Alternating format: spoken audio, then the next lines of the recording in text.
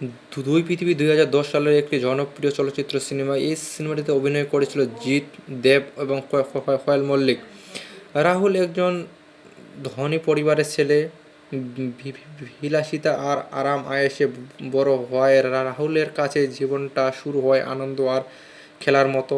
মেয়েদের মেয়েদের কাছে সে খুব জনপ্রিয় এবং নিজের জীবন নিয়ে খুব হালকাভাবে ভাবে।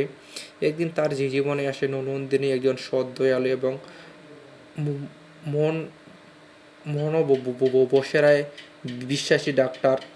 রাহুল বন্ধুর সাথে বাজি ধরে সে খুব অল্প সময়ের মধ্যে নন্দিনীকে নিজের প্রেমে ফেলাতে পারবে।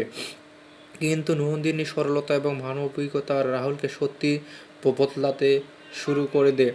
যখন নন্দিনী রাহুলের প্রেমে পড়ে তখন সে জানতে পারে যে রাহুল আসলে তাকে নিয়ে বাজি ধরেছিল।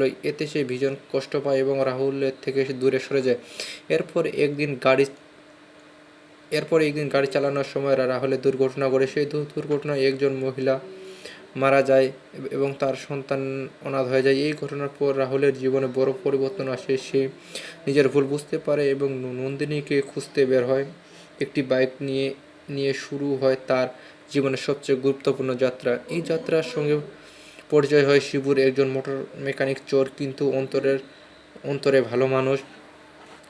ধীরে ধীরে তারা ঘনিষ্ঠ বন্ধু হয়ে ওঠে। এই পথ চলা রাহুল প্রথমবারে গ্রামের রাস্তায় জীবন, মানুষের কষ্ট, সংগ্রাম এবং সরলতা, সুখের স্বাদ পায়। পথযাত্রায় তাদের বিভিন্ন মানুষের সঙ্গে দেখা হয়। একজন শিক্ষক, অসহায় গর্ভবতী নারী, এমনকি এক যৌনকর্মী, যারা রাহুলের চিন্তাভাবনায় গভীরভাবে প্রভাব ফেলে তাকে নতুনভাবে জীবন। অবশেষে নন্দিনী তার ভালোবাসা গ্রহণ করে এবং তার আবেগে মুহূর্তে একে অপরকে জড়িয়ে ধরে। এখানেই গল্প সমাপ্তি।